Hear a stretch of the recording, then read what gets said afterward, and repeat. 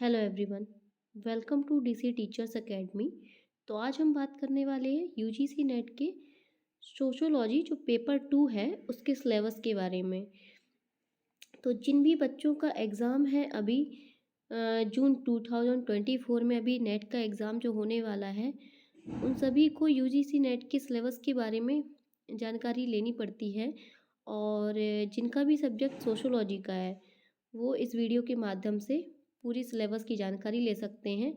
और कितनी यूनिट्स होती हैं, कौन कौन सी यूनिट्स आती हैं, किस यूनिट पर हमें ज़्यादा फोकस करने की ज़रूरत है, इन सभी बातों के बारे में हम इस वीडियो में जानेंगे। तो आगे बढ़ते हैं, हम लोग देखते हैं इसमें क्या क्या है इस वीडियो में। और वीडियो को अच्छा लगे तो आप वीडियो को लाइक भी कर सकते हैं और शेयर भी कर सकते हैं। तो सबसे पहली यूनिट है हमारी सोशोलॉजिकल थ्योरी की। सोशोलॉजिकल थ्योरी में हम हमारे पास कुछ क्लासिकल थिंकर्स भी होते हैं, जैसे कि आप देख सकते हैं इमानुएल डर्कहाइम हैं, मैक्स वेबर हैं, कार्ल मार्क्स हैं, और भी हैं हमारी थ्योरी सोशोलॉजिकल थिंकर हैं जो भी क्लासिकल हैं, और कुछ इंडियन थिंकर्स भी हैं। ठीक है, तो इसमें देखते हैं आगे और क्या क्या है। जैसे कि देख सकते हैं हम लोग कुछ स्ट्रक्चरल फंक्शनलिज्म, यानी कि इस वीडियो में हम लोग पहले पढ़ेंगे। पहले तो इसके बारे में जानकारी ले लेते हैं कि क्या है, क्या क्या नहीं है, और आगे की आने वाली जो वीडियोस होंगी उन सभी वीडियोस में हम एक एक टॉपिक के बारे में जानकारी लेते जाएंगे कि किस सोशोलॉजिकल थिंकर ने क्या कहा और उसकी थ्योरी क्या है। ठीक है ना। तो आप उसकी टेंशन बिल्कुल मत लीजिए कि यहाँ पे कैसे पढ़ना है क्या नहीं। तो पहला आप देख सकते हैं ब्राउन और मार्लोस्की की थ्योरी है। A R Radcliffe Brown, Talcott Parson और आर के मर्टन और क्लाउड लेविस्ट्रॉस, ये हमारी कौन है, स्ट्रक्चरल फंक्शनलिज्म है। ठीक है ना। फिर नेक्स्ट देखते हैं हम लोग हार्मेनेटिक एंड इंटरप्रिटेटिव ट्रेडिशंस में, जैसे कि सिंबॉलिक इंटरेक्शन की थ्योरी जो है हमारी जीएच मीड ने दी है। तो सबसे पहले हम देख सकते हैं ये जीएच मीड के बारे में इसमें है। कार्ल मैनहाइम, फॉल्सिफिकेशन की थ्योरी अल्फ्रेड सूच और हैरोल्ड गारफिंकल, जिन्होंने एथनो मेथोडोलॉजी के बारे में बात की है। एरविंग गॉफमैन ड्रामाटर्जी के बारे में बात की है। क्लिफोर्ड गिट्स, ये सभी हमारे हार्मोनेटिक एंड इंटरप्रिटेटिव ट्रेडिशंस में आते हैं। नेक्स्ट देखते हैं हम लोग क्या है इसमें। कुछ हमारे पोस्ट मॉडर्न, पोस्ट स्ट्रक्चर और पोस्ट कॉलोनियल थिंकर भी हैं, जिनमें से कॉलोनियल थिंकर में बहुत बहुत इम्पॉर्टेंट हैं वो है हमारे एडवर्ड सईद। ठीक है, सबसे पहले आप देख सकते हैं इनका नाम दिया गया है एडवर्ड सईद का, जिन्होंने अपनी ओरिएंटलिस्ट की थ्योरी दी है, जिसके बारे में हम पढ़ेंगे आगे। और फिर है पियर बोर्दियू, मिशेल फुको, जोगर हैबरमास, एंथनी गिडिंस, मैनुअल कैसल्स, इन सभी थ्योरिस्ट के बारे में भी पढ़ना पड़ेगा, क्योंकि ये जो आप थिंकर्स देख रहे हैं ना जिनके बारे में हमने ऊपर भी पढ़ा है, जो ये क्लासिकल थिंकर्स हैं जो भी और नीचे दिए गए हैं हमारे स्ट्रक्चर एंड फंक्शनलिज्म और हार्मेटिक एंड इंटरप्रिटेटिव, और ये पोस्ट मॉडर्न पोस्ट स्ट्रक्चरल जो थिंकर्स हैं, इन सभी की थ्योरीज हमें बहुत अच्छे से पहले पढ़नी चाहिए। और क्योंकि इनसे सबसे ज़्यादा क्वेश्चंस बनने के चांसेस होते हैं यूजीसी नेट के पेपर में। खैर यूजीसी नेट का पेपर रहा हो या फिर सेट का पेपर हो या फिर किसी भी स्टेट का असिस्टेंट प्रोफेसर का पेपर भी हो, सिलेबस तो ऑलमोस्ट सेम ही होता है हमारा। और ये थिंकर्स, कुछ ही ऐसे एग्ज़ाम्स होते हैं जिनमें एक दो थिंकर्स कम या ज़्यादा हो सकते हैं, वैसे ऑलमोस्ट सेम ही होता है। तो हमें पढ़ना होगा तो सभी एग्ज़ाम्स के लिए ही पढ़ना होगा, ज़रूरी नहीं है कि यहाँ पे नेट के लिए ही पढ़ो, आप सेट के लिए भी पढ़ सकते हैं, क्योंकि सिलेबस हमारा सेम ही है। और कुछ इंडियन थिंकर्स भी हैं। इंडियन थिंकर्स में जैसे कि Mahatma Gandhi, B R Ambedkar, subaltern school से रिलेटेड हैं, जो कि राधा कमल मुखर्जी, कल्चरल आर्ट, इन्होंने बहुत बात की है इसके बारे में। जी एस घुरिये सबसे ज़्यादा इम्पोर्टेंट जो इंडियन सोशोलॉजी के फादर कहे जाते हैं, जी एस घुरिये इंडोलॉजिस्ट हैं हमारे एक। इंडोलॉजिस्ट मतलब इंडिया की स्टडी की है, इंडिया को ही पढ़ के। ठीक है ना। खैर इस बारे में डिटेल में बात करेंगे आगे। एम.एन. श्रीनिवास, जिन्होंने संस्कृताइजेशन का कॉन्सेप्ट दिया है, बहुत इम्पोर्टेंट है। इरावती कर्वे, ये सभी जो थिंकर्स हैं, इंडियन थिंकर्स, ये भी बहुत इम्पोर्टेंट है। जिनमें से ये 3 तो बहुत बहुत ज़्यादा ही ज़रूरी हैं, जिनकी थ्योरीज हमें पढ़नी ही पड़ेगी। बिना इनके पढ़े तो शायद पेपर देना ही बेकार है ना। नेक्स्ट बात करते हैं, क्या है ये? Unit 2, research methodology and methods. देखिए, मैं आपको एक बात बता देती हूँ पहले कि सोशोलॉजी का सिलेबस जो है, आपने कई लोगों के मुँह से सुना होगा कि सिलेबस जो है छोटा होता है, हमें ज़्यादा पढ़ने की ज़रूरत नहीं होती है। पर ऐसा नहीं है, सिलेबस भले ही छोटा हो लेकिन उस सिलेबस को डिटेल में पढ़ना पड़ता है किसी भी एग्ज़ाम के लिए, और उसको बार बार रिवाइज भी करना पड़ता है, तभी उस पे हमारी पकड़ अच्छे से बनती है। दूसरी बात, इसमें जो कुछ यूनिट्स हैं, जैसे कि रिसर्च वाली ये यूनिट बोल बताएं हम आपको, और एक इसमें है साइंस एंड टेक की यूनिट। साइंस एंड टेक की, साइंस एंड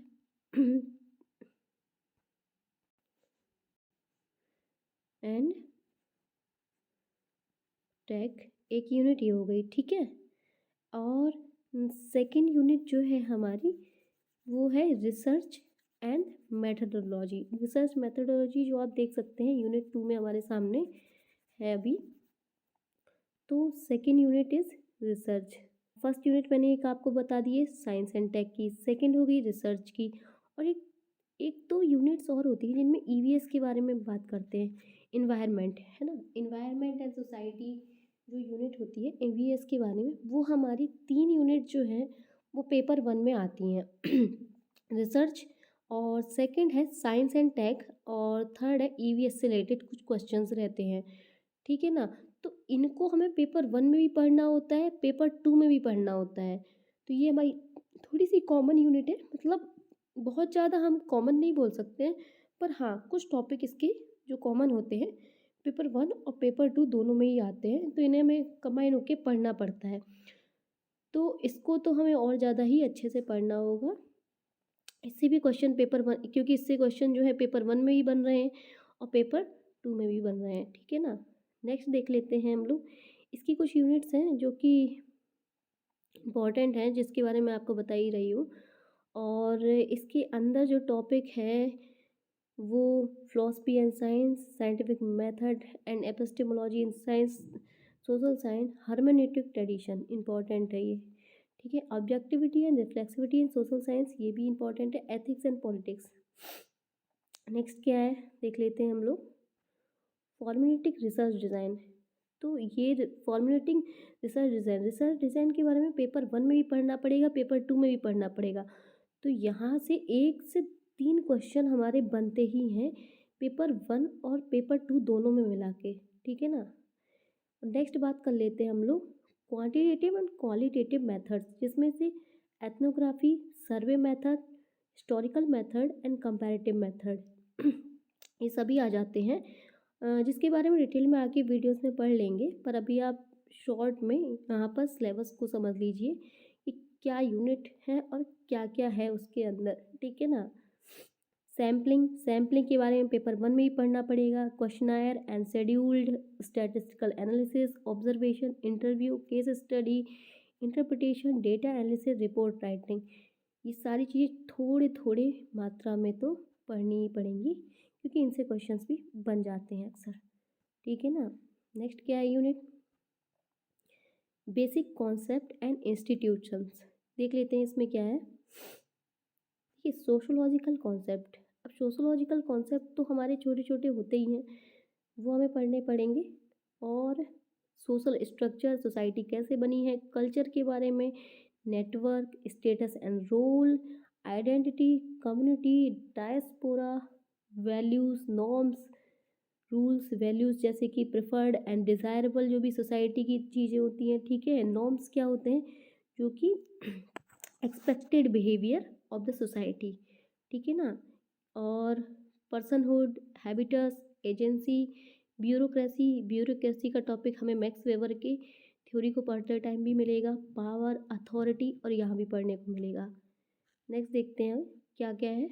सोशल इंस्टीट्यूशंस, बिल्कुल जिन बच्चों ने बीए वगैरह किया होगा ना, तो उन्होंने ये सोशल इंस्टीट्यूशंस तो बिल्कुल पढ़े ही होंगे, क्योंकि ये शुरुआत में ही पढ़ने को मिलता है। Marriage, family, kinship, economy, polity, region, education, laws and customs, ये सभी हमारे सोशल इंस्टीट्यूशंस हैं, जिनके बारे में थोड़ा थोड़ा डिटेल में तो पढ़ना ही पड़ता है। नेक्स्ट देख लेते हैं क्या क्या है। सोशल स्ट्रैटिफिकेशन की थ्योरीज, तो इसमें क्या क्या है? Social differences and hierarchy, inequality, marginalisation, caste and class, gender, sexuality, disability, race, tribe, ethnicity, ये सोशल स्ट्रैटिफिकेशन के ही पार्ट है। ठीक है ना, सोशल स्ट्रैटिफिकेशन के पार्ट आ जाते हैं ये जो आप दिख रहे हैं ना, 4 पॉइंट में बने हुए हैं, ये सभी सोशल स्ट्रैटिफिकेशन के पार्ट है और इनके बारे में भी पढ़ना है। आगे क्या है इसमें? सोशल चेंज एंड प्रोसेस, कैसे सोसाइटी में चेंजमेंट आता है और उसकी प्रोसेस कैसे होती, इवोल्यूशन की थ्योरी जो भी हर्बर्ट स्पेंसर से भी जुड़ी हुई है, diffusion, change, modernisation, development, social transformations and globalisation, social mobility, ये सभी social change and social process के पार्ट हैं, तो इनके बारे में आगे पढ़ लेंगे हम। ठीक है, नेक्स्ट देख लेते हैं कौन सी यूनिट है हमारी। रूरल, अर्बन एंड ट्रांसफॉर्मेशन है। वैसे मेरा ये मानना है ये जो यूनिट 4 है ना, बाकी की यूनिट से थोड़ी सी ज़्यादा आसान है। जब हम पढ़ते हैं ना, इतनी ज़्यादा डिफ़िकल्ट नहीं होती है, क्योंकि इसमें कुछ तो हिस्टोरिकल फैक्ट्स भी हो जाते हैं। ठीक है, और कुछ हमारा जो जानी पहचानी चीज़ें होती है ना, उनसे जुड़ी हुई चीज़ें हो जाती हैं, क्योंकि रूरल और अर्बन सोसाइटी को तो हम ऑब्ज़र्व करते ही हैं, कहीं ना कहीं देखते हैं, रहते हैं, कोई रूरल एरिया में होगा, कोई अर्बन एरिया में होगा, तो ये सब चीज़ें तो हम खुद भी ऑब्ज़र्व करते हैं, तो इस सब चीज़ों को रिलेट कर सकते हैं आसानी से। ठीक है ना, तो ये थोड़ी सी आसान होती है यूनिट मेरे according.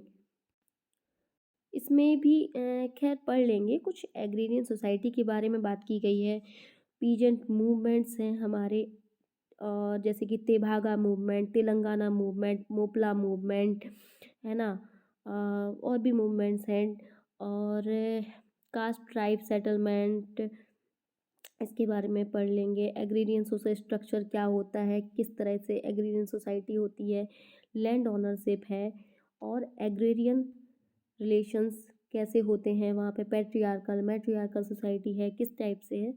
Decline of agrarian economy, डीपेजेंटाइजेशन, डीपेजेंटाइजेशन जैसे कि आप नाम से ही समझ सकते हो, पेजेंट्री मतलब कम होना, लोगों का पीजेंट की ना बनना, बल्कि उसमें इंडस्ट्रियलाइजेशन में इंडल्ज होना, मतलब कि खेती बाड़ी छोड़कर इंडस्ट्री में आकर एक लेबर की तरह काम करने लगना वहाँ पर।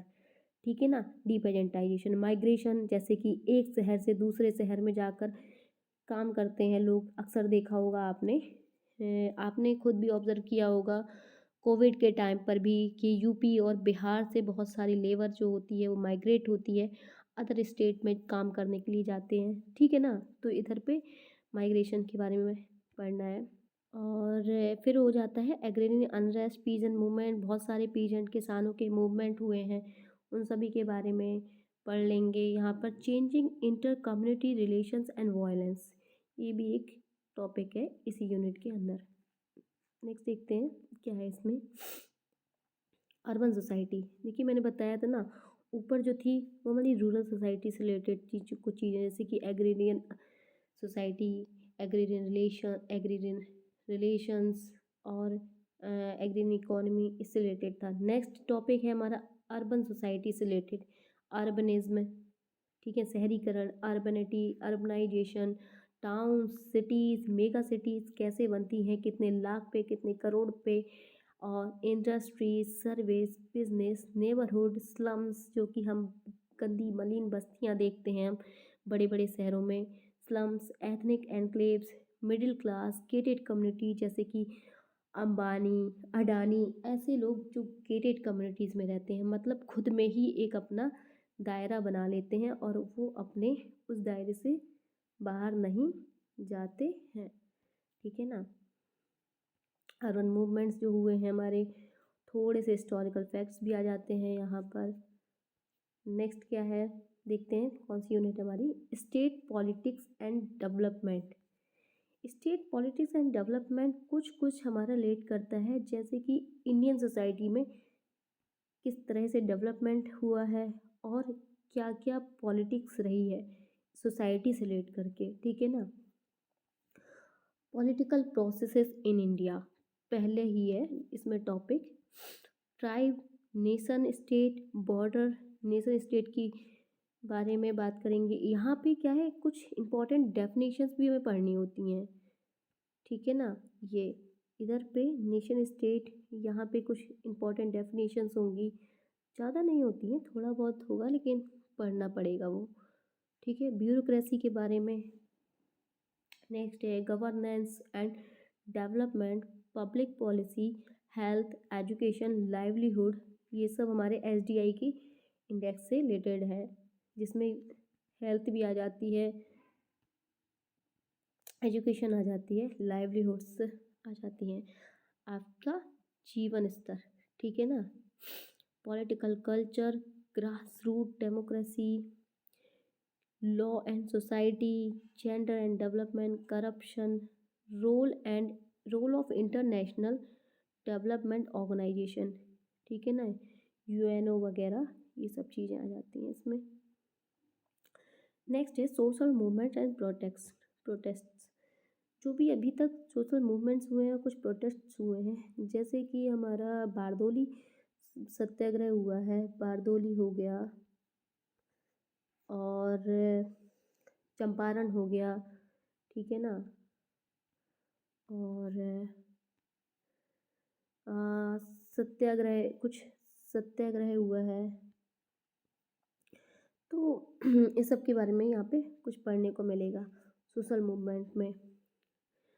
Political factions, political groups, pressure group जैसे कि जो हमारी पॉलिटिकल पार्टीज़ पर कुछ प्रेशर डालकर अपने काम करवाएं, ठीक है ना। Movement based on caste, ethnicity, ideology, gender, disability and religion and region, इससे रिलेटेड कुछ मूवमेंट्स हुए हैं जो भी, उसके बारे में बात करेंगे, ठीक है। और कुछ NGO, non government organisation, activism, leadership, reservations and politics, कुछ पॉलिटिक्स से रिलेटेड कुछ चीज़ें रहेंगी इसमें, जो इस यूनिट में हमें पढ़ने को मिलेंगी। नेक्स्ट यूनिट है इकोनॉमी एंड सोसाइटी। अच्छी यूनिट है, कुछ हमें इसमें नया भी मिलेगा, कुछ पुराना भी मिलेगा, क्योंकि कुछ चीज़ें जो पुराने टाइम समय में इकोनॉमी को चलाती थी, कुछ चीज़ें नए समय को चलाती हैं, नए समय में चल रही हैं, ठीक है। एक तरफ होंगे हमारे मैलिनोवस्की, और कुछ पुराने पुराने पीटर एम ब्लाउ और मार्शल मॉस, जिन्होंने गिफ्ट एंड एक्सचेंज के बारे में बात की है। और एक तरफ होंगे हमारे एडम स्मिथ, जैसे कि जो न्यू टाइम में कैपिटलिज्म के बारे में बात करते हैं, ठीक है ना। और जैसे कि पुराने समय में बार्टर सिस्टम क्या था, silent trade, jajmani system, gift exchange, ceremonial exchange, इन सभी चीज़ों के बारे में बात करेंगे। और नए टाइम में अभी क्या चल रहा है, जैसे कि हमारे पोस्ट इंडस्ट्रियलाइजेशन के बाद क्या क्या हुआ, डैनियल बेल आ जाते हैं उसमें, एडम स्मिथ, कुछ नए थिंकर्स हैं जो कि वेलफेयर स्टेट के बारे में बात करते हैं, न्यू लिबरलिज्म में बहुत सारे थिंकर्स आ जाते हैं। खैर अभी इस बारे में डिटेल में बात नहीं कर सकते हम लोग, तो आगे बात करते हैं इसमें क्या क्या होगा।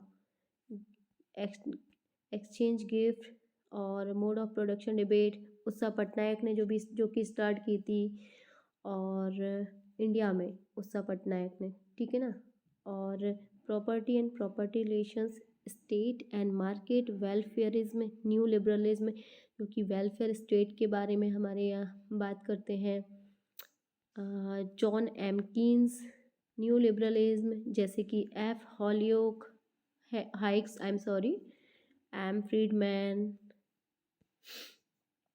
हाँ ये बात करते हैं न्यू लिबरलिज्म के बारे में। और मॉडल्स ऑफ इकोनॉमिक डेवलपमेंट पढ़ना होगा, poverty and exclusion, factory and industry system, इस सब के बारे में, ठीक है। नेक्स्ट क्या है, changing nature and labour of labour relations, gender and labour process. अच्छा, कुछ चीज़ें आपको पढ़ने में ही आसान लग रही होंगी, जिनमें से आपको लग रहा होगा कि हाँ, हम इसको ऐसे समझ सकते हैं। कुछ होते हैं टॉपिक सोशियोलॉजी में, जिन्हें आप पढ़कर भी थोड़ा समझ सकते हैं। Gender and labour process, business and family, digital economy, e commerce, जो इस टाइम पर इंडिया की इकोनॉमी में बहुत बड़ा योगदान दे रहा है। Digital economy, global business, corporate, ये न्यू चीज़ें हैं। तो न्यू चीज़ें ज़रूर नेट का एग्ज़ाम पूछता है हमारा। ठीक है, नेट के एग्ज़ाम में नई चीज़ें कुछ ज़्यादा ही आती हैं, जो अभी चल रही हैं, करंट में चल रही हैं। ठीक है ना। Tourism, consumption. नेक्स्ट क्या है, इन्वायरमेंट एंड सोसाइटी। ये देखिए, ये वही वही यूनिट है जिसके बारे में मैं आपसे बता रही थी ना, कि पेपर वन में भी ईवीएस के कुछ टॉपिक आते हैं, जिन्हें हमें पेपर वन में भी पढ़ना पड़ेगा और पेपर टू में भी पढ़ना पड़ेगा। जैसे कि देख सकते हैं हम लोग, environmental pollution, public health and disability, ये इस तरह के कुछ हैं टॉपिक्स, जो इकोलॉजिकल डिग्रेडेशन, माइग्रेशन, जो हमें पेपर वन में भी पढ़ने पड़ेंगे। तो देख लेते हैं हम लोग क्या क्या है इसमें। यूनिट 7 पर सोशल एंड कल्चरल इकोलॉजी, जो कि जूलियन स्टीवर्ट इससे रिलेटेड हैं। Diverse forms, technological change, agriculture, biodiversity, indigenous knowledge system, ethnomedicine, gender and environment, forest policies, adivasis and exclusion, ecological degradation, migration का टॉपिक हमारा पहले भी आया था ऊपर। Development, displacement and rehabilitation, environmental pollution, public health and disability, climate change और environmental movement, जैसे कि Tehri dam conflict, Appiko movement 1983 में जो कि हुआ था वेस्टर्न घाट में, एंड साइलेंट वैली मूवमेंट, जंगल बचाओ आंदोलन 1982 में आई थिंक हुआ है ये। नब्दानिया मूवमेंट बहुत ही फेमस रहा है, वंदना शिवा का है। और भी कुछ मूवमेंट्स हैं जिन्हें हमें इसमें पढ़ना होगा।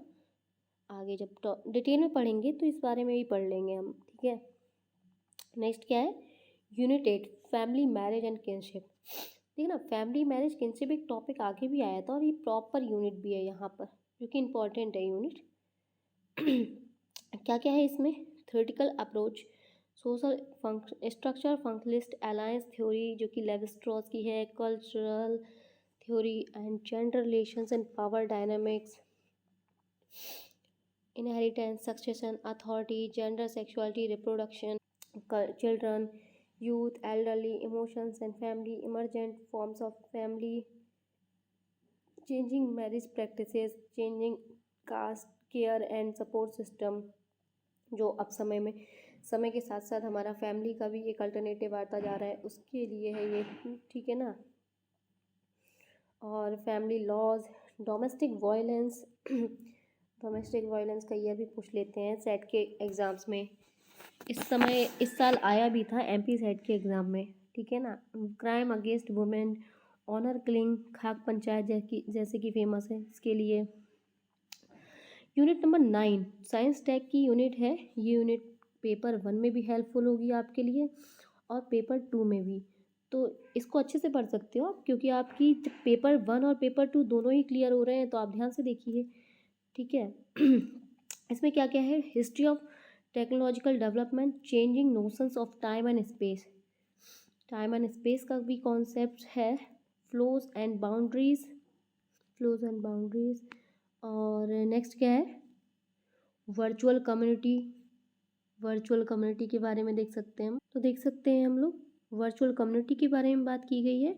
Media, print media, electronic media and virtual और सोशल मीडिया, जो कि इस समय पे सबसे ज़्यादा पॉपुलर है। ठीक है, इसके बारे में बात करेंगे। ई गवर्नेंस, सर्वेलेंस सोसाइटी और टेक्नोलॉजी इमर्जिंग पॉलिटिकल प्रोसेस,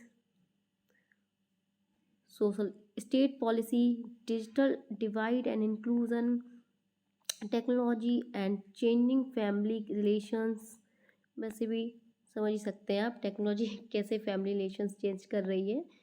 और technology and changing health system, पहला है फैमिली रिलेशंस, दूसरा है हेल्थ सिस्टम्स। ठीक है, इसके बारे में पढ़ना है। Food and technology, cyber crime, cyber crime इस टाइम पे सबसे ज़्यादा पॉपुलर है, इसलिए साइंस एंड टेक के इस टॉपिक में हमें ये पढ़ना ही होगा क्योंकि न्यूली टॉपिक है ये। यूनिट 10 सबसे लास्ट यूनिट है और इसमें क्या क्या है देख लेते हैं। अच्छा, कल्चर एंड सिम्बॉलिक ट्रांसफॉर्मेशन के बारे में बात की है इस यूनिट में। तो science and symbols, rituals, beliefs and practices, कौन कौन से रिचुअल्स होते हैं, किस तरह से बिलीफ बनता है, कैसे प्रैक्टिस तैयार होती हैं सोसाइटी के लिए, changing material culture, moral economy, education formal और इनफॉर्मल कैसे होती है। फॉर्मल जो कि हम स्कूल या कॉलेज में जाकर करते हैं, एक कॉलेज में जाकर, एक स्कूल में जाकर, या इनफॉर्मल हम अपने सबसे पहले घर से या पेरेंट्स से ही सीखते हैं, ठीक है ना। सॉरी, ये ड्राइंग बनाई है मैंने जो।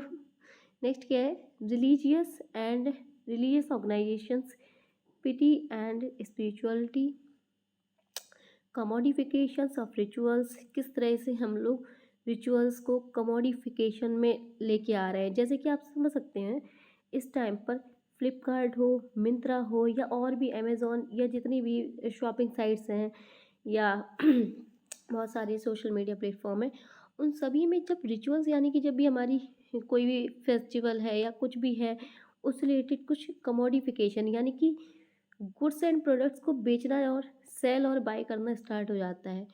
तो उससे कुछ आप रिलेट कर सकते हैं। Communalism and secularism, cultural identity and mobilisation.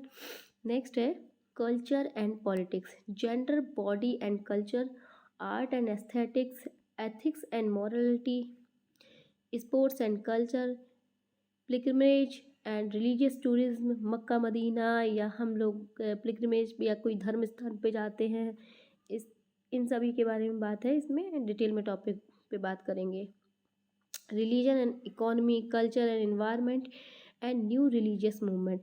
जैसे कि न्यू रिलीजियस मूवमेंट में अभी हमारे पास न्यू रिलीजियस मूवमेंट जैसे इन्वायरमेंट से रिलेटेड है, जेंडर से रिलेटेड है, और सोशल मीडिया या साइबर क्राइम या सेक्सुअल हरेसमेंट, ठीक है, इससे रिलेटेड है कुछ मूवमेंट्स जो न्यूली हैं अभी, ठीक है। अब वो मूवमेंट नहीं रहे हैं ना कि जो पीजेंट पे कुछ बात हो रही है या कुछ और ही। तो ये जो नए जेंडर पे टॉपिक पे बात हो गई, ये हमारे न्यू रिलीजियस मूवमेंट है। इन सभी पे बारे में बात करेंगे इस टॉपिक में, ठीक है। तो ये सारी यूनिट थी हमारी सोशोलॉजी की, 10 यूनिट पेपर 2 के लिए। तो सिलेबस तो आपको खैर यूजीसी की साइट पे मिल ही जाएगा। बाकी यहाँ पर बस मेरा काम था आपको एक संक्षिप्त रूप में टॉपिक के बारे में समझाना और क्या क्या पढ़ना है किस तरह से, क्योंकि सबसे पहले सिलेबस देख के हमें यही समझ में नहीं आता है कि क्या है इतना सारा सिलेबस, कहाँ से स्टार्ट कर दें हम, कहाँ से नहीं। तो कहाँ से स्टार्ट करना है ये, इसके लिए तो मैं आपको यही कहूँगी कि सबसे पहले आप सोशोलॉजिकल थिंकर से स्टार्ट कीजिए। हमारे कुछ 25 या 26 थिंकर्स हैं, उनके बारे में पढ़ना स्टार्ट कीजिए, उनकी थ्योरीज क्या हैं और उनके कुछ कीवर्ड है। हर एक थिंकर का अपना एक कीवर्ड होता है, ठीक है ना, उसके बारे में आप पढ़ना स्टार्ट कीजिए। चाहे डर्कहाइम ने सुसाइड की थ्योरी के बारे में बताया हो, या सोशल फैक्ट के बारे में बताया हो, मैक्स वेबर ने ब्यूरोक्रेसी के बारे में बताया हो, या सोशल एक्शन के बारे में कार्ल मार्क्स एलिनेशन की थ्योरी हो, उनकी सरप्लस वैल्यू, या आरओपी एमओपी यानी mode of production, relation of production, इसके बारे में बात की हो। तो सारी चीज़ें हम लोग इनकी कीवर्ड्स के रूप में भी पढ़ सकते हैं। तो डिटेल में टॉपिक के बारे में जानेंगे आगे की और वीडियोस में। तो आगे की सिलेबस के बारे में पढ़ने के लिए वीडियो को आप लाइक कर सकते हैं, शेयर कर सकते हैं और चैनल को भी सब्सक्राइब कर सकते हैं। Thank you.